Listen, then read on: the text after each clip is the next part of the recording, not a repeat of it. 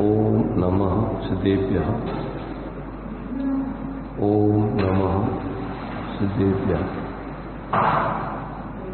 मंगलम भगवान वीरो मंगलम गौतमो मणि मंगलम कुंद कुंदात्यो जैन धर्मोस्तु मंगलम सर्वमंगल मांगल्यम सर्वकल्याणकारकं प्रधानं सर्वधर्माणां जैनं जयतु शासनं जैनं जयतु शासनं जीवमजीवं दवं जिनवरवशेन येन निधीतं देविन्दविन्दवन्दं वन्दे तं सर्वदा शिरसा।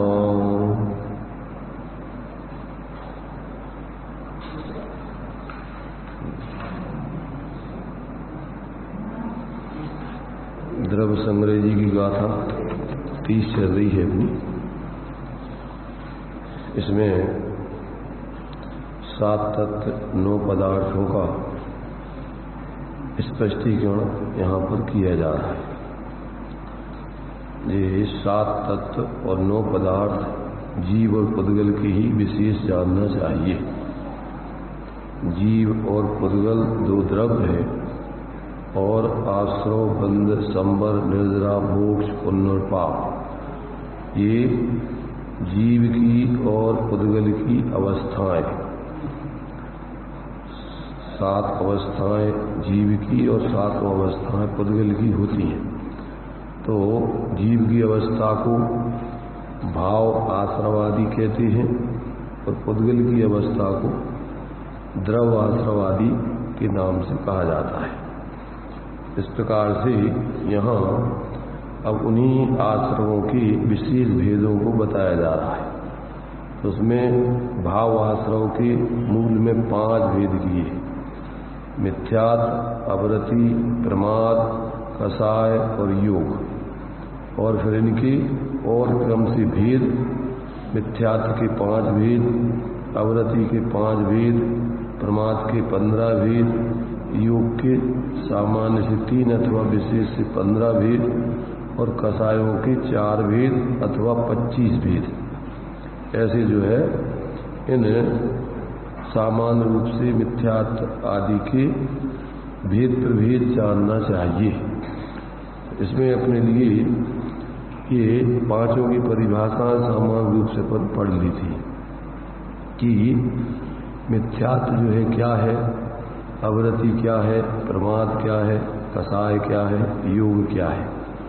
तो मिथ्यात्व में अंतरंग में जो विपरीत वीतराग निजात्म तत्व की अनुभूति और रुचि में विपरीत अभिनिवेश उत्पन्न करता है और बाह्य में अन्य की शुद्धात्म तत्व आदि समस्त द्रव्यों में विपरीत अभिनिवेश उत्पन्न कराता है, उसे मिथ्यात्व कहते हैं। तो ना तो वो अपने स्वयं के स्वरूप को जानता है और न देव गुरु धर्म आप आगम पदार्थ आदि के संबंध में यथार्थ जानता है। सबके बारे में उसकी भ्रांति बनी रहती है, अन्यथा प्रतीति मान्यता चलती रहती है। इसी प्रकार से अवरति में आत्मा जो अंदर में ऐसे परमात्म स्वरूप है, ऐसे उस परमात्म स्वरूप की भावना से उत्पन्न परम सुखामृत में जो रति है, लीनता है, उससे विलक्षण बाह्य विषयों में प्रवृत्ति वो अविरति कहलाती है। ऐसी जो अविरति है वो जीव के अनादिकाल से अपने उस परमात्म स्वरूप में रति न करके, लीनता न करके, उसकी भावना आदि न करके विषय आदि की पर की प्रवृत्ति करता हुआ ये जीव जीता रहता है। और प्रमाद, अंतरंग में प्रमाद है जो अपना शुद्धात्मा है, उसकी अनुभूति में चलन रूप और बाह्य विषयों में जो मूल और उत्तर गुणों में मल उत्पन्न करने वाला है वो प्रमाद कहलाता है। तो अंतरंग में अपने स्वभाव की स्थिति से चल जाना उन्हें अपने स्वभाव जो प्रमाद रहित शुद्ध आत्मा का स्वभाव है उसकी अनुभूति से चलायमान हो जाना। उसकी अनुभूति से चलायमान एक तो मिथ्यात्पूर्वक होता है और दूसरा चारित्र मोह संबंधी होता है। तो मिथ्यात्पूर्वक तो जो अपने स्वरूप से चलायमानपना है वो पूर्ण प्रमाद है, और फिर आगे की भूमिका में जो पूर्ण स्वरूप में स्थिति नहीं करके और अस्थिरता रूप परिणति चारित्र की चलती है, उससे बाहर में उसकी प्रवृत्ति चलती रहे अस्थिरता रूप, और उत्तर मूल गुणों में जो है मल या दोष उत्पन्न होता रहे तो प्रमाद कहलाता है। इसी प्रकार से योगों की स्थिति आत्मा का मूल स्वभाव निष्क्रिय है, तो भी उसी व्यवहार से वीर अंतराय कर्म के क्षयोपशम से उत्पन्न ऐसा मन वचन काय वर्गणा को आलम्बन करने वाला और कर्म वर्गणा को ग्रहण करने में निमित्तभूत हेतुभूत ऐसे आत्म प्रदेशों का जो परस्पंद होता है उसे योग कहते हैं। ये आत्मा के प्रदेशों में परस्पंद निमित्त रूप में उसमें मन वचन काय निमित्त होते हैं और उसका अवलंबन लिया जाता है, और अंदर में अपने वीर अंतराय कर्म के क्षयोपशम से जो अपने आत्मा का जो वीर है उसमें जो है आंशिक प्रकटपना और आंशिक अप्रकटपना पर्याय में रहता है। और वो फिर क्या है कि वो अपने स्वरूप में तो अपने उस वीर को नहीं लगा करके, और वो जो है बाही में मन वचन काय का अवलंबन लेकर और कर्म वर्गणाओं को ग्रहण करने में हेतुभूत ऐसे ही आत्म प्रदेशों में जो चंचलता उत्पन्न होती है वो योग कहलाता है। तो इस प्रकार से योगों की प्रवृत्ति में आत्मा के प्रदेशों की चंचलता वो आत्मा में स्वयं ही इस प्रकार से चंचल होने की सामर्थ्य है पर्याय जनित। तो इस प्रकार की वो अपने माने जो चंचलपना होता है वो स्वयं के ही वास्तव में पर्याय में क्या है, जिस शक्ति के कारण से वो चंचलपना होता है वो भावयुग कहलाता है, और जो चंचलपना होता है आत्मा के प्रदेशों में वो द्रव्य योग है। अब निमित्त रूप में उसमें मन वचन काय होते हैं और कर्म आदि का क्षयोपशम आदि भी है, ये सब उसमें निमित्त बनते हैं। फिर कसाय में अंतरंग में परम उपसम मूर्ति केवल ज्ञानादि अनंत गुण स्वभावी जो परमात्मा रूप आत्मा का परमात्मा स्वरूप है उसमें क्षोभ उत्पन्न करने वाला। क्षोभ माने अंदर में जो है एक प्रकार का दुख क्षोभ है, कहते ना पर भैया में बहुत क्षोभ हो रहा है, तो अंदर में वो उससे कसाय रूप प्रवृत्ति है तो उसमें दुख उत्पन्न होता है, और बाह्य विषयों में अन्य पदार्थों के संबंध से निमित्त बना करके वो क्रूरता आदि परिणाम करता है। किसी में क्रोध माने क्रूरता करता है, किसी में लोभ करता है, किसी से अहंकार करता है, किसी के निमित्त से मायाचारी करता है। तो ऐसे अनेक प्रकार की वो कसायों की प्रवृत्ति बाह्य अवलंबन पूर्वक लोक कर्म के आश्रय पूर्वक होती है। इस प्रकार से वो क्रोध आदि कसाय जानना चाहिए। इस प्रकार ये सामान्य रूप से पांचों जो आश्रव की बंद के हेतु है, पांच प्रकार का जो आश्रव भाव आश्रव मिथ्यात्व, अवरति, प्रमाद, कसाय और योग, ये उनका लक्षण बतलाया। इस प्रकार ऊपर कहे लक्षण अनुसार पांच आश्रव जानना चाहिए। अब उसी के जो भेद बतलाए हैं तो पण पण पण 10 तीय चतु कमसो भेदा मिथ्यात आदि के अनुक्रम से 5 मिथ्यात, अवरति 5, योग 15, योग नहीं तुम्हारे से प्रमाद 15, योग 3 और कसाय 4, ऐसे सामान्य से भेद करके इसमें बतला दिए। उसी का थोड़ा सा खुलासा नीचे किया है, इसको अपन देखते हैं। यहाँ तक अपन ने कल पढ़ लिया।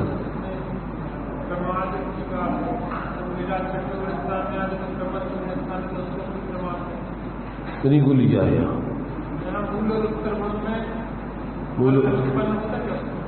हाँ, उनके 28 मूल गुणों में और उत्तर गुण जो होते हैं उनमें उनके दोष लगता है। हाँ, जैसी सम्यक प्रकृति से जो है सम्यक्त में दोष उत्पन्न, चल लगाड़ आदि दोष लगता है, इसी प्रकार से जो संजलन कसाय के तीव्रोदय में उनके मूल उत्तर गुणों में दोष लगता है। उनका स्वाभाविक जो परिणमन निर्दोष होने चाहिए वो नहीं होता है। इस प्रकार से ये प्रमाद का सामान्य स्वरूप बताया। वो व्यवहार का कथन है। निर्दोष रूप से पालन करें तो वो पालन करना भी उसमें दोष लगता है, निर्दोष रूप से पालन नहीं होता है प्रमत्त दशा में। इसलिए प्रमत्त दशा में बुद्धिपूर्वक माने उनकी प्रवृत्ति नहीं होती, इसलिए वो पालन उनका पालन ही कहला। जो उसके दो भेद हैं, एक 28 गुणों का प्रवर्तन रूप और एक अंतर में अपने स्वरूप की स्थिरता रूप। तो व्यवहार में अपन जब बोलेंगे तो अब उनके 28 गुणों का जो दोष नहीं लगने चाहिए तो वो नहीं लगता है। दोनों चीजें उसमें घटित होती है। जब ही तो दोष नहीं होती, प्रवृत्ति करोगे तो दोष होगा ही होगा। बाहर में प्रवृत्ति करोगे कितना ही सावधानी रखो, आप 30 जीवों सब जीवों की हिंसा से रहित प्रवृत्ति करना है, परंतु जीव इतने सूक्ष्म हैं कि आपको दिखते ही नहीं, इसलिए उसमें दोष लगेगा ही। तभी जो प्राच्य बने वो जो है प्रतिक्रमण आदि करते हैं, एक इंद्री दो इंद्री आदि जीवों की हमारे मन वचन काय से जाने अनजाने में जो भी गलती हुई हो उसकी हम जो है क्या है खेद व्यक्त करके क्षमा चाहते। तो ये सब प्रवृत्ति में ही सब दोष लगते हैं। इसलिए जब प्रवृत्ति नहीं करेंगे तो बाई में उनके किसी प्रकार का दोष नहीं लगेगा। तो ये जो है जब तक उनकी बाहर में प्रवृत्ति है तो संजलन कसाय की तीव्रता में ये सब प्रवृत्ति चलती है, और जैसे उसकी मंद कसाय होती है तो वे अपने स्वरूप की स्थिरता पूर्वक और स्वरूप की आराधना विशेष प्रवर्तमान रहते हैं। तब वो अप्रमत्त दशा है, उस समय उनके दोष नहीं लगते। ऐसा जो है यहाँ पर प्रमाद में एक तो स्वरूप की पूर्ण रूपेण सावधानी हो, मिथ्यात्व वाला प्रमाद है, और एक जो है चारित्र संबंधी जो है यहाँ पर मुख्य रूप से साधुओं के प्रमत्त गुण स्थान आदि की तरफ से ही कथन है। ऐसा जो है ये प्रमाद का स्वरूप जानना चाहिए। अब इसी का जो है कुछ विस्तार करके यहाँ पर समझा दें। बुद्धि अबुद्धि पूर्वक दोष लगते हैं, तो जैसे क्षयोपम सम्यक दृष्टि के जो है सम्यक्त होने पर उसका उदय निरंतर बना ही रहता है, तो संजुलन कसाय के कारण से अपने मूल चारित्र में दोष लगता ही रहता है। जैसे सम्यक प्रकृति के उदय में सम्यक्त में दोष बुद्धि अबुद्धि पूर्वक चलता ही रहता है, क्योंकि उस सम्यक प्रकृति का कार्य वो है। क्या कार्य है कि चल मल अगाड़ आदि दोष लगते ही रहना। अब बुद्धि पूर्वक अपन भले ही नहीं लगा है, पर अंदर में उसमें कोई ना कोई इस प्रकार की अंदर अपने अंदर मलिनता चल ही रही है, क्योंकि जैसा छायक सम्यक और औपसमिक सम्यक में निर्दोषता होती है वैसी निर्दोषता क्षयोपम सम्यक में होती ही नहीं। इसी प्रकार मूल में तो यथाख्यात कसाय रहित प्रवृत्ति ये चारित्र की निर्दोषता है, परंतु जब तक कसाय की प्रवृत्ति है तो उसमें वो दोष चल ही रहा है। तो जैसे सम्यक नाश नहीं होता है सम्यक प्रवृत्ति के उदय में, ऐसे संजलन कसाय के उदय में संयम का विघात नहीं होता है, परंतु उसमें दोष तो चलता ही रहता है। जब कसाय का अभाव होता है तभी जो है उनका निर्दोष यथाख्यात चारित्र प्रकट होता है। इसलिए बुद्धि अबुद्धि पूर्वक उसमें दोष चलते रहते हैं। तो यहाँ पर जैसे सम्यक प्रकृति है मिथ्यात्व में, ऐसे चारित्र में संजनन प्रकृति कि वो संयम के साथ जाजुल्यमान रहती है। सम्यक प्रकृति सम्यक के साथ जाजुल्यमान रहती है, माने प्रकृति तो निमित्त रूप में है पर बताना है जीव के भाव को निमित्त नैमित्तिक संबंध से। ऐसा उसके अंदर जो परिणामों में आंशिक मलिनता बढ़ती रहती है श्रद्धान की, ऐसे ही चारित्र के जो है मलिनता जैसा यथाख्यात चारित होना चाहिए वैसा चारित बिना कसाय के नहीं होता है। ऐसा जो है कोई मुनिराज उसका स्वरूप है ये संजनन कसाय का कि संयम के साथ वो क्या है, वो अपने चारित्र में दोष लगता ही रहे, सब में दोष लगता रहेगा। बुद्धि अबुद्धिपूर्वक का अंतर है। बुद्धिपूर्वक बाहर में प्रवृत्ति नहीं है तो भी अंदर में उस प्रकार की मलिनता उनकी चली रही। तो ये जो है यहाँ पर अपने लिए, चूंकि अपन को शास्त्र में प्रमत्त गुणस्थान छठवें तक ही कहा है, इसलिए छठवें तक ही उसको बुद्धिपूर्वक दोष बताया है। परंतु अबुद्धिपूर्वक तो जब तक वो यथाख्यात चारित नहीं होता तब तक चारित का निर्दोषपना नहीं कहा जाता है। इसलिए यथाख्यात चारित 10वें गुणस्थान के बाद, और तभी जो है उसको अपन मूल में शुद्ध उपयोग वहाँ से ही सटखंडागम आदि ग्रंथों में वहीं से शुद्ध उपयोग मानते हैं, जहाँ पूर्ण रूपेण क्या हो गया, आपके श्रद्धान की मलिनता और चारित्र की मलिनता दूर हो गई, वहाँ से ही सूक्ष्म रीति से शुद्ध उपयोग की सिद्धि मानते हैं। मैंने तत्वार सूत्र आदि के टीकाकार पूज्यपाद स्वामी अकलंक देव निकलंक देव आदि तो मैंने शुद्ध उपयोग की स्थिति जहाँ से अध्यात्म में तो जहाँ से शुद्ध का ध्येय अवलंबन साधन किया जाता है वहाँ से ही शुद्ध उपयोग की सिद्धि करते हैं। परंतु जब अपन आगम में उसको विचार करते हैं तो उत्कृष्ट रूप से जहाँ पर बुद्धिपूर्वक कसाय आदि की प्रवृत्ति नहीं होती है, मुनिराज को वहाँ छठवें गुणस्थान तक संजनन कसाय के तीव्रोदय में शुद्ध उपयोग नहीं है, 7वें गुणस्थान से शुद्ध उपयोग। तो वो विवक्षा काय की है, वो अपने लिए मैंने बुद्धिपूर्वक सभी विकल्पों के अभाव पूर्वक है। तो विवक्षाएं शास्त्रों में अनेक होती हैं।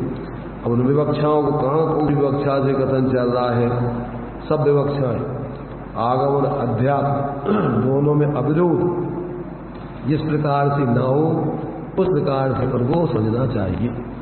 तो अध्यात्म तो कहता है कि जहाँ से जीव अपने उस शुद्ध आत्मा का ध्येय अवलंबन साधन करता है वहाँ से ही शुद्ध उपयोग समय सार आदि ग्रंथ में अथवा प्रवचन सार जी में कि जहाँ से शुद्ध का ध्येय बनाता है, शुद्ध का अवलंबन करता है, शुद्ध की साधना करता है, वहाँ से ही शुद्ध उपयोग कहा जाएगा। जैसे अपन लोक में भी देखते हैं कि जहाँ से अपना कहीं जाने का निश्चय हो गया और जाने की तैयारी चलने लगी, तो जब कोई पूछता है कि कहाँ भैया कहाँ जा रहे हैं, कि हम शिखर जी जा रहे हैं। किधर जा रहे हैं? अभी यहीं गांव में घूम रहे, व्यवस्था सब सेट कर रहे हैं, पर तुम्हारा लक्ष्य क्या बन गया? अब शिखर जी का लक्ष्य बन गया। तो उस लक्ष्य की दृष्टि से जैसे अभी अपन अपने श्रद्धान में दिगंबरत्व को मानते, तो अभी अपन कपड़े पहने हुए भी दिगंबर ही कहलाते। क्या हो तुम श्वेतांबर हो कि दिगंबर हो? तो मुनिराज दिगंबर होते हैं कि तुम दिगंबर हो? और तुम दिगंबर कैसे हो? हमें दिगंबरत्व की श्रद्धा है। वास्तव में यही माने सुखी होने का उपाय है, मार्ग है। नग्गो ही मोक्ष मग्गो, नग्नता ही मोक्ष मार्ग है, सग्रंथता मोक्ष मार्ग नहीं। इस प्रकार से जिसको नग्नता में ही अंतरंग बहिरंग से नग्न होना ही शांति का उपाय दिखता है, वो श्रद्धान में ज्ञान में दिगंबर कहलाता है। अब प्रवृत्ति में तो जब जितनी जितनी प्रवृत्ति उसकी होती जाएगी उतना उतना वो दिगंबरपना उसकी प्रकट होता जाएगा। तो ये विवक्षाएं सब होती हैं। अब उन विवक्षाओं को नहीं समझो तो लड़ाई झगड़ा है। भाई कोई कहे कि तुम कैसे दिगंबर हो, तुम कह रहे हम दिगंबर है, कहाँ दिगंबर हो? काले पीले नीले लाल सफेद सब कपड़े पहने हुए हो, कहाँ दिगंबर? तो कैसे दिगंबर हो? कि हमारी दिगंबरत्व में श्रद्धा है, हम दिगंबरत्व को धर्म मानते हैं। वास्तव में जो अंतरंग बहिरंग से सभी परिग्रह को छोड़कर आत्माराधना करेगा वो ही वास्तव में सुखी होगा।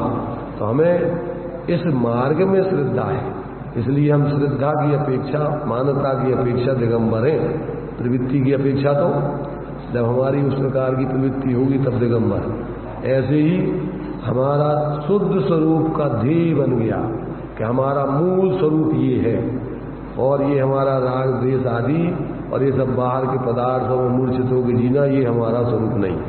तो जहाँ से अपने शुद्ध आत्मा का लक्ष्य जीवन का बन गया, ध्येय बन गया, उसकी आराधना का निश्चय कर लिया, तो अपना अब वो शुद्ध उपयोग अपने लिए जीवन में जब उसके लक्ष्य से जीने लगे तो वहाँ से उसके शुद्ध उपयोग की आराधना मानी जाए। ऐसे जैसे अपन ने जब शेखर जी का पक्का निश्चय करके तैयारी करने लगे, अब चलने लगे, तब तो अपन बोलते ही हैं, कोई पूछे कहाँ जा रहे भैया, कि शेखर जी जा रहे। अब जाते रहे तो मैं तो रास्ता में हो, अधूरी जगह हो, स्टेशन में पहुंचे हो, परंतु कहाँ जा रहे। अब तुम्हारा गमन उस तरफ को चल रहा है जहाँ लक्ष्य बन गया, अब तुम्हारे उस शेखर जी की प्रवृत्ति चल रही है। ऐसे ही अपन बार बार उपयोग को हटा करके अपने स्वरूप में लीन करने के लिए जो प्रवृत्ति करेंगे सामायिक आदि काल में, तो वो वहाँ से शुद्ध उपयोग की आराधना श्रावक करता है। क्या करता है सामायिक में? सामायिक में वो अपने शांत होकर के अपने एकत्र भक्त स्वरूप की तो आराधना करने के लिए सब बुद्धिपूर्वक निर्वृत्ति ले लेता है कि हमारा जितनी देर के लिए हम सामायिक करेंगे उतने समय के लिए सब परिग्रह आदि का त्याग, इतने समय तक अब हम किसी प्रकार से कोई भी संसार संबंधी विकल्प नहीं करेंगे। अब तो हम अपने उस एकत्र भक्त स्वरूप की आराधना में अपने उपयोग को एकाग्र करेंगे। तो ये जो है व्यक्ति की कहाँ से साधना किस प्रकार की होती है, शास्त्रों में क्या क्या कथन किस रूप में कहे हैं, तो विषमवाद के कारण नहीं है। विषम्यक प्रकार समझ करके और फिर उस प्रकार से अपन को जहाँ जो बात जिस विवक्षा से कही जा रही है उस विवक्षा से स्वीकार करके जीने लायक है। तो ये अब 5 प्रकार के भाव आश्रमों का सामान्य से परिभाषा बतला दी। अब उनकी भेदों का थोड़ा स्वरूप बताया जाता है। 5 प्रकार का मिथ्या, तो एकांत, विपरीत, विनय, संशय, अज्ञान। अब उसका खुलासा कौन कौन इस मान्यता वाले जीव होते हैं, अब उसको यहाँ बताते हैं। ईयंत बुद्धिदर्शी विवरीयो ब्रह्म तावो विणो इंदो संशय दो मक्कड़ियो चेव अन्नाणी। ये गाथा दी गई है। यहाँ पर कौन कौन से जीव, कौन कौन से मान्यता वाले इस मिथ्याचारी के, तो ये जो है इसमें दिया है कि बौद्ध मत एकांत मिथ्यात्वी है। देखो एकांत में बहुत से लोग होते हैं, यहाँ तो एक मत का नाम दे दिया और एक एक व्यक्ति के जीवन में अपन को समझ लें कि एकांत मिथ्यात्व किसे कहते हैं। वस्तु अनेक, वस्तु कैसी है, परस्पर विरुद्ध अनंत धर्म वाली है। परस्पर विरुद्ध ऐसी अनंत धर्म वाली है। तो नित्य अनित्य, एक अनेक, सामान्य विशेष, ऐसे वस्तु में जितने भी परस्पर विरुद्ध धर्म है वो विद्यमान है। अब उसमें से तुमने एक धर्म को ही माना वस्तु में और दूसरे धर्म को नहीं माना, ये सब क्या कहलाएगा? एकांत मिथ्या। बौद्धमती अकेले पर्याय को मानते हैं, द्रव्य स्वभाव को नहीं मानते। कुछ लोग अकेले द्रव्य स्वभाव को मानते हैं, पर्याय स्वभाव को नहीं मानते। कोई वस्तु को अकेले सामान्य नहीं मानते हैं, विशेष नहीं मानते। कोई वस्तु को शुद्ध ही मानते हैं, अशुद्ध नहीं मानते। तो ये सारे पक्ष जो परस्पर विरुद्ध हैं, वो विरुद्ध पक्ष वास्तव में वस्तु में स्वयं विद्यमान है। अगर उस प्रकार से आप नहीं मानोगे तो आपका ये विपरीत मान्यता है, एकांत मिथ्यात्व है। इसलिए यहाँ तो एक एक दृष्टांत देकर के आपको बताया है और उसका स्वरूप समझ में आए तो अपन जैसी वस्तु है वैसा पूरा उसको स्वीकार करेंगे। तो ये गृहीत मिथ्यात्व के अंतर्गत आता है। ये नया विपरीत मान्यता जीव ने ग्रहण करी है धर्म के नाम पर। 5 प्रकार का जो मिथ्यात्व है ये भाव दीपिका में किसके संबंध में? देव, गुरु, धर्म, आप, आगम, पदार्थ, इन 6 के संबंध में ये 5 प्रकार की विपरीत मान्यता को गृहीत मिथ्यात्व मिल जाए। क्योंकि ये 6 चीजें धर्म से संबंधित हैं। देव, गुरु, धर्म, आप्त, आगम और पदार्थ। इनका सही स्वरूप जब तक नहीं समझोगे, अनेकांत रूप में, यथार्थ रूप में, तब तक आपके जीवन में विपरीत मान्यता धर्म के संबंध में चलती रहेगी। माने अन्यथा सिद्धांत धर्म के संबंध में, यानी तुमने इस मनुष्य पर्याय में ये ग्रहण किया है। माने देव का स्वरूप जैसा है, देव वीतराग सर्वज्ञ होते हैं, देव रागी द्वेषी नहीं होते। और देव वास्तव में जो, जैसे मान लीजिए उसमें ये भी दिया है कि जैसे स्थापना निक्षेप से जो अपन ने मूर्ति बनाई है, वो भी उपचार से देव है। और जो भाव देव को तो माने और द्रव्य देव को नहीं माने, वो भी एकांत मिथ्यात्व है।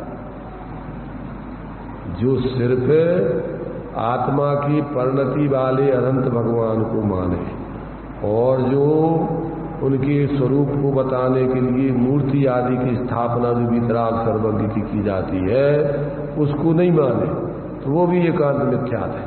क्योंकि ये स्थापना निक्षेप से आगम में आचार्यों ने, भगवान ने उपदेश दिया है। और ये मूर्तियां कोई कृत्रिम और अकृत्रिम दोनों प्रकार की बनती हैं। अकृत्रिम जिनालय अनादि अनंत है, तो वे भी देव के प्रतीक हैं, इसलिए उनको भी आपको बराबर देव का प्रतीक रूप में मानना। भाव देव तो जो अनंत भगवान की दशा है वही है, परंतु ये अनंत भगवान की दशा को बताने के लिए उनकी मूर्तियों की स्थापना, ये भी 4 निक्षेप भगवान जिनेंद्र नहीं बतलाए। इसलिए जो इनमें से एक को मानता है दूसरे को नहीं मानता, वो भी एकांत मिथ्यात्वी है देव के संबंध। इसलिए कैसा कैसा विपर्यास। अब जैसे अपन जो है भगवान के 1008 नाम के माध्यम से अपन भगवान की पूजा करते हैं, तो अब वो भी अपन को उनके एक एक गुणों के आधार पर, विशेषताओं के आधार पर भगवान का स्वरूप है। तो सहस्र नाम स्तोत्र में उसको भगवान के नाम अपन बोलते हैं। नाम से पूजा करना, भाव से पूजा करना, माने द्रव्य, क्षेत्र, काल, भाव, अनेक तरीके से पूजा की जाती है। और क्या है, नाम और स्थापना, ये पूजा के अनेक अंग होते हैं। तो उसमें अपन को सारे अंगों से पूजा की जा सकती है। नाम लेकर के पूजा करना, द्रव्य आदि चढ़ा के, अथवा द्रव्य पूजा में अपने लिए मन वचन का, ये भी द्रव्य है। भाव में तो आत्मा के जो परिणाम है वो भाव है। और साथ में अपना शरीर से हाथ जोड़ना, मस्तक नवाना, परिक्रमा लगाना, ये भी अपनी द्रव्य पूजा है। अकेली द्रव्य पूजा का ये कोई रूप नहीं है कि अकेले अपन द्रव्य से पूजा कर रहा है तो वही द्रव्य पूजा है। मुनिराज आदि जो है और विशेष जितने भी परिग्रह त्यागी आदि होते हैं, तो वो उनके पास जो है उसी हिसाब, उसी से वो पूरी अपने मन वचन काय की पुनः आदि करके उनके बहुमान आदि करके। तो इस प्रकार से बहुत विशाल दृष्टिकोण है जैन धर्म में। इसलिए अपने लिए बहुत, जब सारी चीजों का विवेक नहीं होता है तो अपन अपनी मिथ्या कल्पनाओं से एक दूसरे को झूठा सिद्ध करके और अंदर से अपन दुर्भाव करते रहते और उससे पाप कमाते रहते। तो बहुत विस्तृत रूप में आचार्यों ने ये सारी व्याख्याएं की हैं। अब इसका जब तक अपन को पूरा का पूरा विस्तार से ज्ञान नहीं हो तो अपन क्या है, बहुत संकुचित दायरे में जीते हैं। ऐसा कर लो अकेला बस, अब उसी के पक्ष में अपन पूरा का पूरा प्राण लगा देते। जबकि जैसे अपन ये देखते हैं भोजन के अनेक क्या है भेद हैं, समझ रहे ना। जैसे अपन जो आहार है ना, आहार, तो आहार में अपन को 4 भेद बतलाए। कितने प्रकार का आहार होता है? किसी भी प्रकार का भोजन अने 4 में से कर लेना, वो क्या हो गया, वो आहार हो गया तुम्हारा। अभी तो अपन ने ऐसी कल्पना कर रखी है कि रोटी नहीं खाए और बाकी कुछ भी जितना चाहे खा लो। अरे भोजन तो किया ही नहीं तुमने, कुछ खाया ही नहीं तुमने। अरे अकेला पानी पी लेना भोजन हो गया। तो ये भोजन के कितने भेद हैं। इसलिए अपन को बहुत विस्तृत दृष्टिकोण से आचार्यों ने अपन को वस्तु स्वरूप समझाया है। उसमें से सारी ऐसे ही अपन को, जैसे मान लीजिए व्यक्ति को सब व्यक्तियों के पास अलग अलग समय, अलग अलग भाव, सबके परिणाम अलग अलग होते हैं। तो किस दृष्टिकोण से वो भगवान के प्रति बहुमान कर रहा है अब अपन नहीं समझ सकते। वो कर रहा है, समझ रहा है, वो सब भगवान की पूजा कर रहा है, जितने रूपों में भी कर रहा है। कहीं मान ले बैठ के माला ही फेर रहा है, पूजा चल रही कि नहीं चल रही? नाम पूजा है। पूजा माने क्या होता है? गुणानुरागासु पूजा, भगवान के गुणों में अनुराग हमारा बढ़त रहा है, आपकी पूजा चल रही है। तुम बताओ।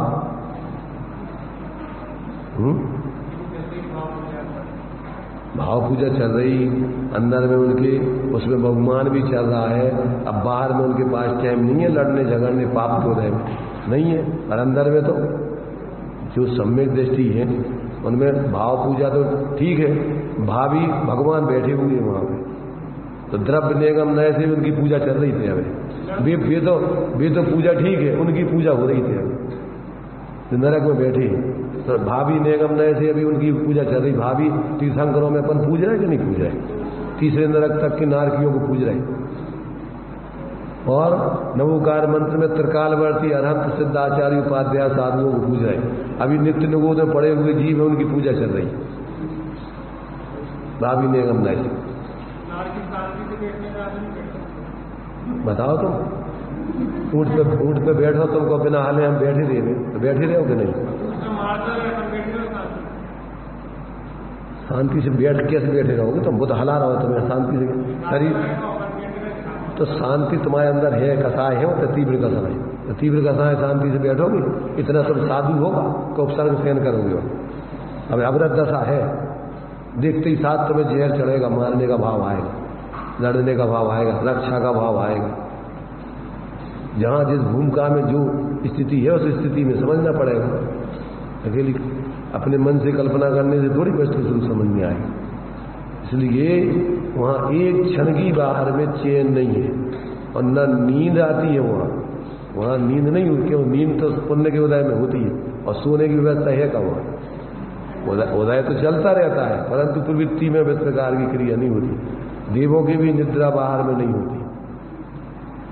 तो ये व्यवस्थाएं हैं सब कर्म के उदयाधीन, कैसी कैसी स्थितियां जीव की बनती हैं, वो सब बनती है। इसलिए अंतरंग में वस्तु स्वरूप क्या है, बहिरंग में क्या परिस्थिति बन रही है, इन सब बातों को जब तक अपन सम्यक नहीं समझे तब तक अपन तो बहुत कूपमंडूक वाली दृष्टि से जीते हैं, और अपने हिसाब से सोचकर दूसरों के बारे में मिथ्या कल्पनाएं करते रहते थे। इसलिए भाई अपन को जिनागम को पढ़ करके अपनी दृष्टि को विराट, विशाल, विस्तृत, उदार बनाना चाहिए, संकुचित दायरे में जीते हुए, और अपने जीवन को बर्बाद नहीं करना चाहिए। और अपन को वैसे तो दूसरे जीवों के बारे में सोचने की ज्यादा जरूरत नहीं है। क्यों? कि अपन उनकी कर्ता धर्ता तो है नहीं। प्रत्येक जीव अपना स्वयं का कर्ता धरता है, उसका कल्याण उससे होना है। तो अपन को दूसरों के बारे में ज्यादा सोचने की जरूरत नहीं है। और कदाचित सोचो तो अच्छा सोचो, बुरा तो किसी हालत में सोचो ही नहीं। क्यों? कि तुम्हारे सोचने से उसका बुरा नहीं होगा, अच्छा सोचने से भी नहीं होगा, परंतु अच्छा सोचने से तुम्हें पाप का बंध नहीं होगा। तुम अपना हित कर लोगे, तुम अपना तीव्र अहित नहीं करोगे। ऐसे तो सोचना मात्र तुम्हारा स्वभाव नहीं है, शांत रहना स्वभाव है, परंतु अभी तुम पूर्ण शांत नहीं रह सको तो कम से कम अच्छा तो सोचो। दूसरों के बारे में बुरा तो मत सोचो। गांधी जी के 3 बंदर गांधी जी ने बनाए थे, तो भैया देखना है तो अच्छी से देखो, और सुनना है तो अच्छी बातें सुनो, और बोलना है तो हित मित प्रिय अच्छी वचन बोलो। ऐसे कसाय की, लड़ाई झगड़े की, व्यर्थ के वचन नहीं बोलो। तो अपन को पहले तो बोलो ही मत, मुंह बंद रखो, आंखें बंद रखो, कान बंद रखो, और अगर जरूरत पड़ जाए तो फिर जहां अच्छी बातें हो उनको सुनने में कान लगाओ। पूरी बातों में तो अपन 4-4 कान कर लेते, नहीं सुन पाए तो उसको खोद के पूछते हैं, अरे और क्या हुआ बताइए, और बहन का भाव, और का भाव, उनका भाव, बुरी बात में तो अपन बिल्कुल बड़े उसको गहरा गहरा करके खो देते, और अच्छी बात है सुन करके और उसको ऐसे ही निकाल देते। इसलिए गुणग्रहण का भाव रहे, न दृष्टि न दोषों पर जावे। तो ये अपना माने विवेकपूर्ण प्रवृत्ति तो खुद का हित साधो, और यदि आप अभी अपने में पूर्ण सक्षम नहीं हो पा रहे तो कम से कम दूसरों का भी अपन पॉजिटिव सोच करके अच्छे सोचो, अच्छे तरीके से व्यवहार करो, आत्मीयता से व्यवहार करो। सब जीव हैं, और मान लीजिए वे परेशान है तो उनने पहले गलती की है, अब तुम गलती मत करो। भिखारी है तो तुम्हारे पास तुम्हें वो संदेश देने आ रहे हैं कि देखो हमने दूसरों को पहले दान आदि नहीं दिया तो आज हमारी ज्यादा दशा है, और तुम हमें दुत्कारोगे तो तुम्हारी ज्यादा दशा हुई है। भिखारी काय का संदेश दे रहे तुम्हें? भिखारी आता है तो वो क्या संदेश देने आता है कि देखो भाई हमने पहले स्वार्थ साध करके जीवन जिया, किसी दूसरों को किसी प्रकार दान आदि देकर परोपकार नहीं किया, तो अब ऐसे पाप कौदे आया कि हमारे लिए बाहर के सहयोग नहीं मिले, अब हमें भीख मांग के काम चलाना पड़ रहा है। और उसमें भी अपन ने जितना उनके साथ जैसा व्यवहार किया होगा वैसे ही दुत्कार करके जिसको मिलना होगा थोड़ा बहुत मिलेगा, ज्यादा नहीं मिलेगा, भाग्य से ज्यादा नहीं मिल सकता है। तो उनसे भी अपन को पेड़ ना लेना चाहिए, और अपन उनको देख करके क्या करते हैं, दूर दूर दूर, जैसे अपन कुत्ता आ जाए तो उसको धुतकारते हैं ना, ऐसे चलांगे चलांगे चलांगे। अरे भाई उसको भी तुम प्रेम से कि भाई क्या समस्या है तुम्हारी, असलियत समस्या है कि तुम्हारा धंधा बना लिया तुमने। अगर उसकी कोई वास्तव में समस्या है, परेशानी है, तो अपने पास सामर्थ्य है तो उसकी अपन सुलझाओ। तुम्हारा क्या जा रहा है उसका, तुम्हें अभी यहीं से मिला है, यहीं छूटना है, यहीं का है, तुम्हारा तो है नहीं कुछ। इसलिए दीन दरिद्रियों के लिए भी जैनियों के यहाँ हमेशा दरवाजे खुले रहते, दान बढ़ता रहता है। जैन कंजूस नहीं होता है, उदार होता है। इसलिए भावदीपिका में जो उसमें पात्रदत्ती, करुणाया दयादत्ती, समदत्ती, सर्वदत्ती, ऐसे दान के अनेक प्रकार के भेद बतला है। तो उसमें सबसे पहले तो जो मोक्ष मार्ग में लग रहे हैं ऐसे अपने साधु जन हैं, साधक जन हैं, उनका विशेष रूप से संयोग करना। और दूसरे नंबर पर अगर मान लीजिए कि जो दीन दुखी जीव हैं, पाप के उदय में परेशान हैं, तो उनके लिए भी यथायोग अपन उनको दान आदि दे करके सहयोग करें। तीसरे नंबर अपने समान वाले जो लोग हैं उनका भी सहयोग करें। समान दर्जे वाले लोग हैं अपने बराबर के, उनकी भी कोई समस्या हो तो एक दूसरे का परस्पर सहयोग करें, एक दूसरे का आदर सत्कार करें, एक दूसरे को समय समय पर खिलाते पिलाते रहें। तो आपस में वित्त में तो अब अच्छा लगेगा। अब अपना ही अपना देखते रहे और किवाड़ बंद करने कोई आ जाए तो दिख जाए तो वो फिर ले, तो ऐसी दशा अपनी क्या होगी, तुम्हारे साथ भी ऐसे व्यवहार होगा। इसलिए अपन को अपने जीवन में बहुत ही विशाल दृष्टिकोण रखकर, सम्यक दृष्टिकोण रखकर जीव मात्र के प्रति आत्मीयता रखते हुए यथायोग उनके साथ सम्यक व्यवहार करें। मैत्री, प्रमोद, कारुण्य, माध्यस्थ, अनेक अनेक दृष्टिकोणों से आचार्यों ने अपन को व्यवहार जीवन जीने की प्रेरणा दी। ऐसा अपन यदि आचार्यों के बताए हुए मार्ग पर जिएंगे तो कभी भी हम दुखी नहीं रह सकते, कहीं पर भी दुखी नहीं रह सकते। बिल्कुल किंचित मात्र भी दुखी नहीं रहेंगे, कोई भी दुखी नहीं रह सकते, कोई भी दुखी नहीं रहेंगे, कभी भी दुखी नहीं रहेंगे, कहीं पर दुखी नहीं रहेंगे, बिल्कुल भी दुखी नहीं रहेंगे।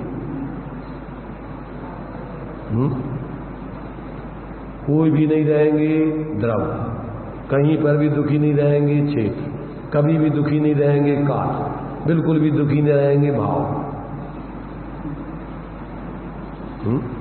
तो ये अपन को ऐसा बराबर सम्यक प्रकार से अपना सोच बना करके जीना चाहिए।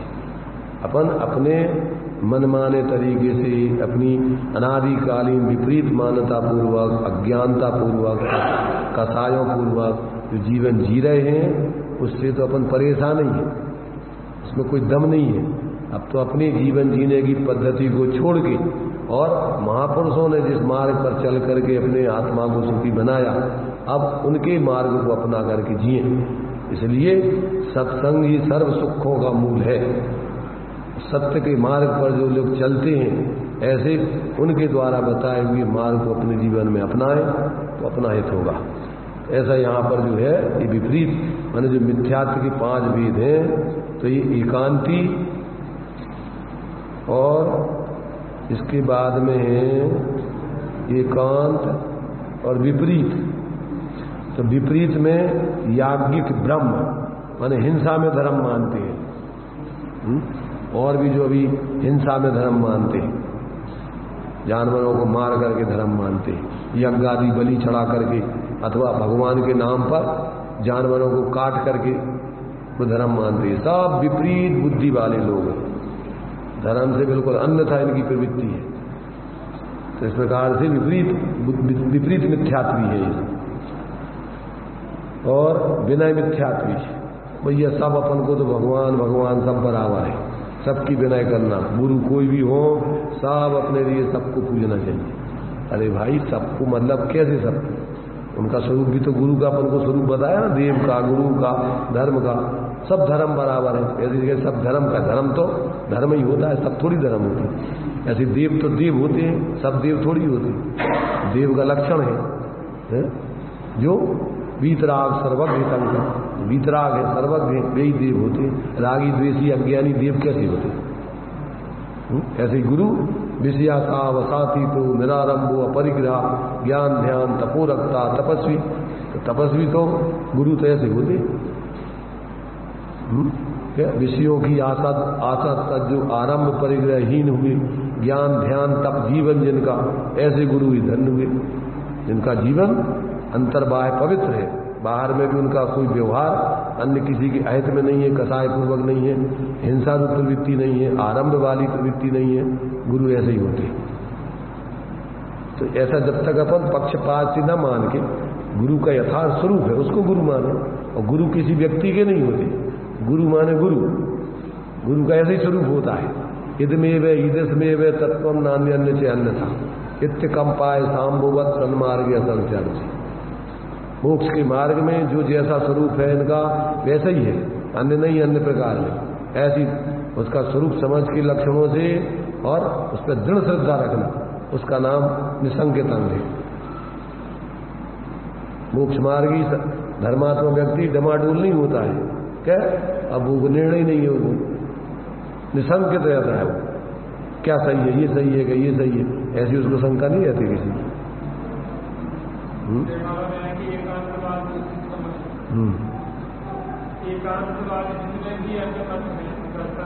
अन्य मत और स्वमत नहीं कहना है।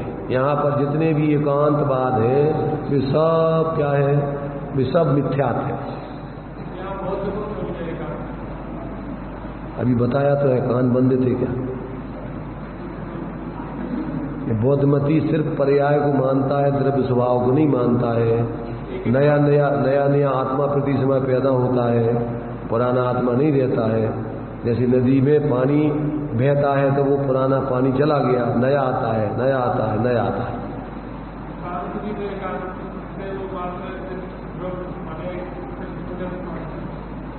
तो अभी बताया ना एकांत के अनेक भेद हैं। तो एक पक्ष बता करके अकेला कि जो बौद्धमती हैं वो असर वस्तु को नित्य ही मानते हैं, सांख्यमती नित्य ही मानते हैं, ये सब एकांतमती हैं। अब कितनों के नाम बताएंगे? अनंत पक्ष है।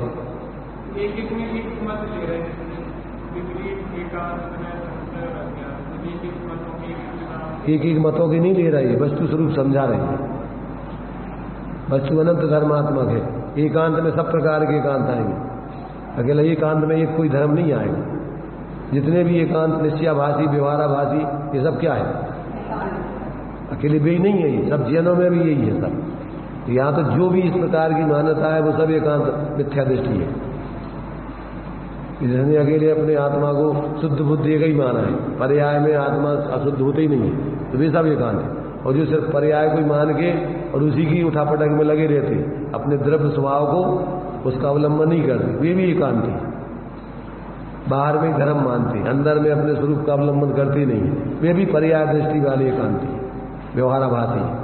अथवा जो अपने निश्चय के साथ में सहचर व्यवहार है, उस पर तो उपचार है, आरोप है। मूल में तो धर्म क्या है?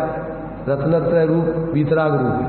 तो उसमें तो अपन वीतरागता के साथ साथ जो भी रहता है उस पर अपन धर्म का आरोप करते हैं। उसको ही धर्म मान लो, वो भी विपरीत, वो भी तुम्हारा क्या है? आभास, भ्रम है। उभय में कैसा? दोनों को अलग अलग मानना, उसको ही मानना, इसको ही मानना, और उसका एक दूसरे में जोड़ नहीं बनाना।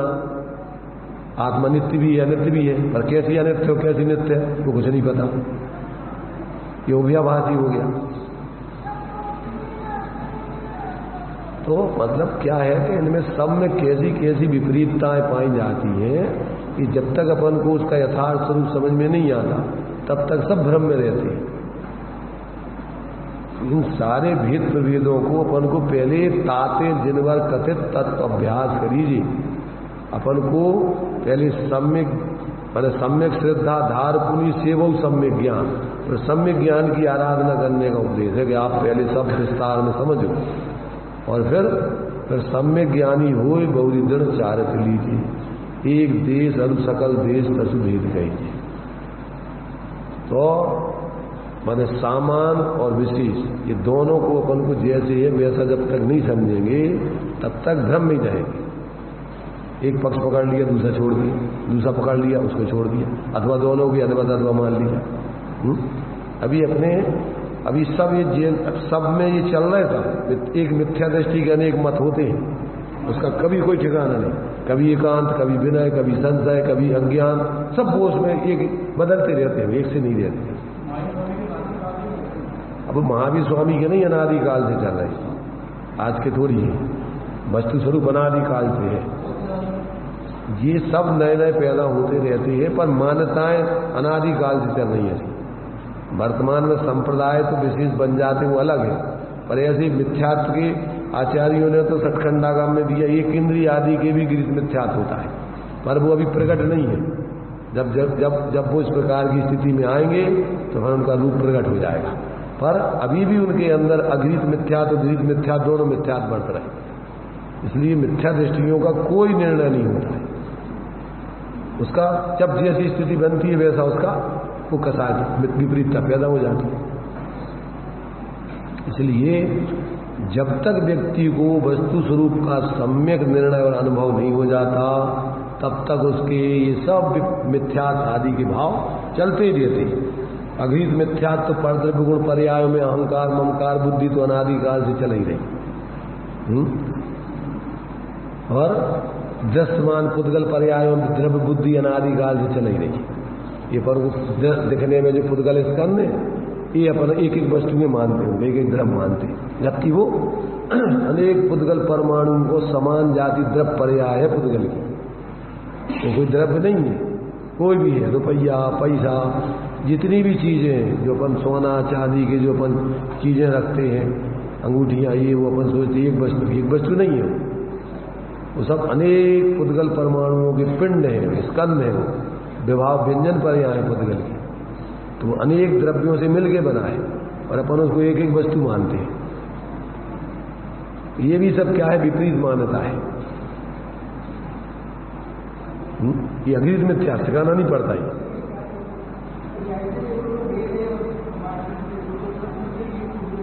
क्या अनेकांत घटाएंगे तो दोनों नहीं घट जाएंगे, अनंत घट जाएंगे उसमें। जैसी है उसको अनेक दृष्टिकोणों से लग जाए, सप्त अनंत सप्त भंगी लग जाएंगे उसमें।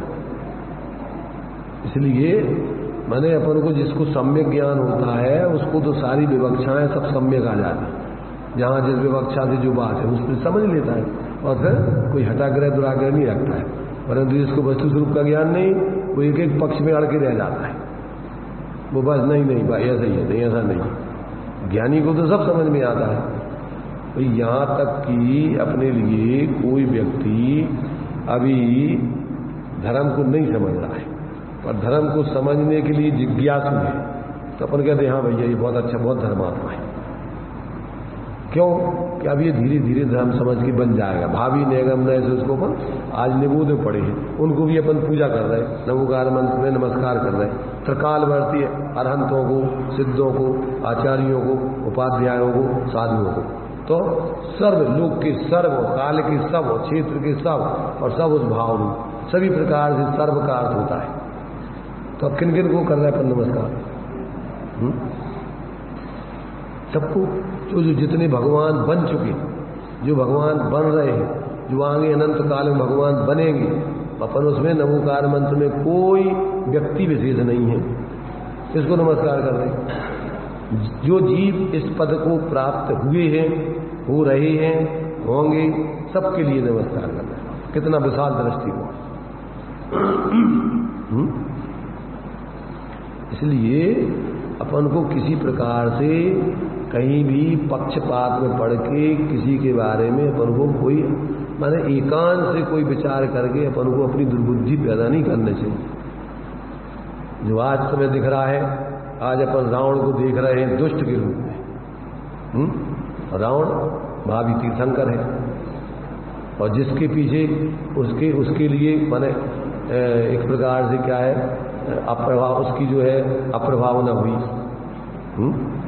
उसके लिए दोष लगा।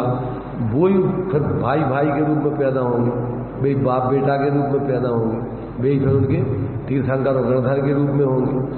वे सीता उनकी गणधर बनेंगी और वही सीता का जी, और वे रावण तीर्थंकर बनेंगे और दोनों मोक्ष जाएंगे उसी भाव से। अब उनको क्या है, वो दुष्ट हैं या पूज्य हैं? मैंने अपन अकेले वर्तमान को देख करके एक थोड़ी सी पर्याय की वृत्ति को देख के उसके प्रति अपन एकांत से आज देखो तो उसके पुतले जलाते रहते हैं लोग, और वो तुम पुतले जलाने वाले उधर चले जाओगे जहां वो अभी है, और वो निकल के भगवान बन जाएगा। जो साक्षात, चाहे पुतला जलाओ चाहे व्यक्ति को जलाओ, कल्पना में तुम्हें इतना ही पाप लगता है।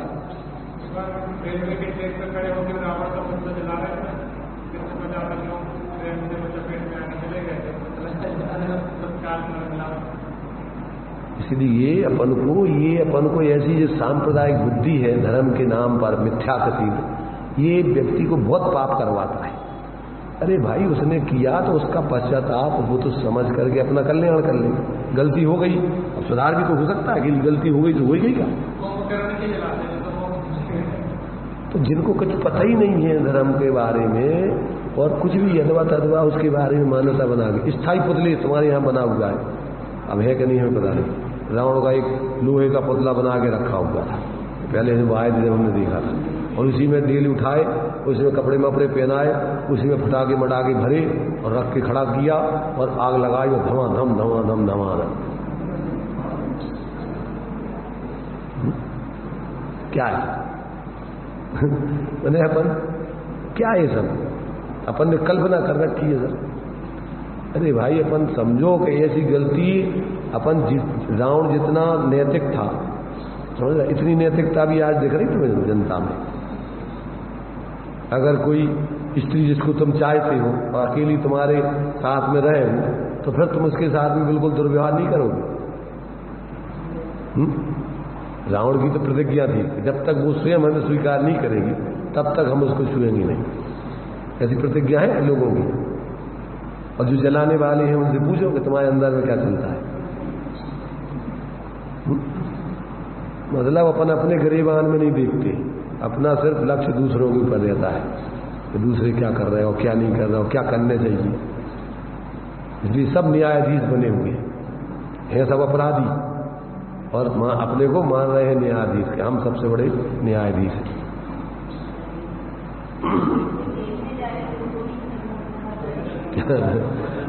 वो तो लगता ही है कृतकाय अनुमोदना से, करो कराओ करते कि 9 कोटि से पाप होता है। अपन बोलते हैं कृत्य कार्य मोदन करके क्रोधादि चतुष्टय धर के 7-8 जो इम भेदन थे अग कीने पर चेतन समरंभ समारंभ आरंभ मन बचतन कीने प्रारंभ कृत कार्य तमोदन करके क्रोधादि चतुष्टय धर के 108 प्रकार से पाप करता रहता व्यक्ति। अब सब ये अकेले अपन को छोटी छोटी आलोचना पाठ विनती और ये सब बैराग भाव इनमें सब में पूरा जिनागम के सार लिखे हुए हैं और उसको अपन तो एक ढर्रे में जल्दी में और अपने पढ़ते जाते हैं जल्दी जल्दी जल्दी जल्दी जल्दी। जल छान जबानी कीनी ताऊ अपनी जानी नहीं जल छानक पहुंचाई क्रिया बिन पाप पाई। अब ये हो तो कर क्या रहता है बोलते जा रहे हैं अकेले बस हो गई तुम्हारी आलोचना काम वो ही कर रहे हैं और बोलते जा रहे हैं। वो तो तुम्हारी जैसे वो तोता की हो गई कि वो शिकारी आता है जाल फैलाता है दाने का लोभ दिखाता है और हमें लोभ में आके जाल में नहीं फंसना चाहिए और आलोचना करत जा रहे और पाप करत जा रहे।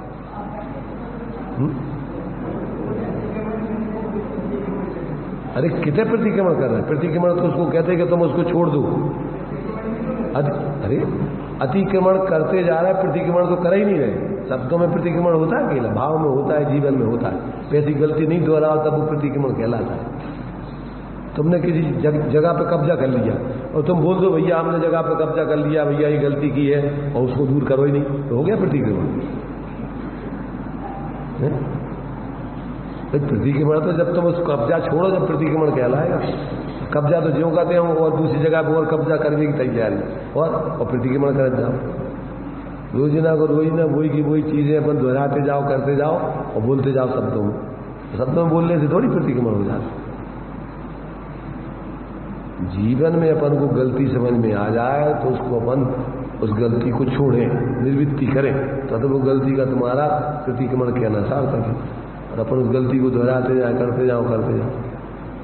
और कदाचित जो कोई अशक्य अनुष्ठान है तो उसका बराबर अपन को खेद बरतने चाहिए, तो फिर भी आपकी कसाय मत है।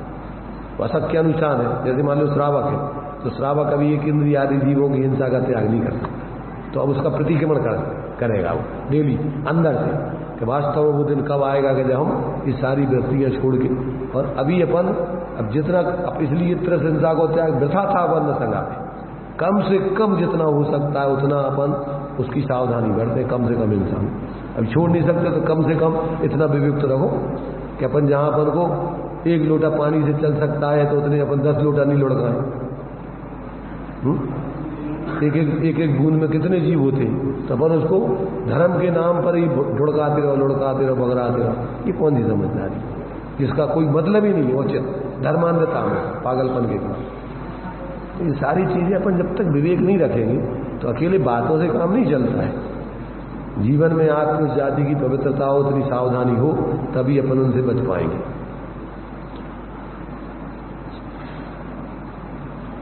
टाइम आपका हो गया है, ये चर्चा को अपन यहीं विराम दें। चलो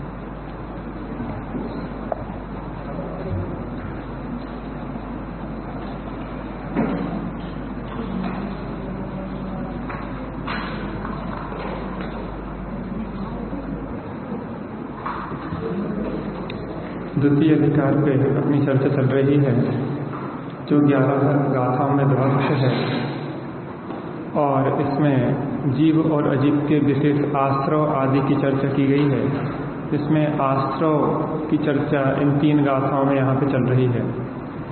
पहले भावाश्रव और द्रव्याश्रव के लक्षण बताए, उसके बाद भावाश्रव के जो 32 भेद हैं उनकी चर्चा की। मिच्छत्ता विरधि प्रमाद जोग कोहादयोत विण्णेय पण पण पण दस तीय चतु कमसो भेदादु उपस्थ। 5 प्रकार का मिथ्यात्व, 5 प्रकार की अविरति, 15 प्रकार का प्रमाद, 3 प्रकार का योग और 4 प्रकार की कषाय। इस प्रकार से यह 32 भेद भावाश्रव के हुए। इसके बाद द्रव्याश्रव की चर्चा आगे आएगी। इन 3 गाथाओं में यहाँ आश्रव तत्व का विशेष निरूपण होगा।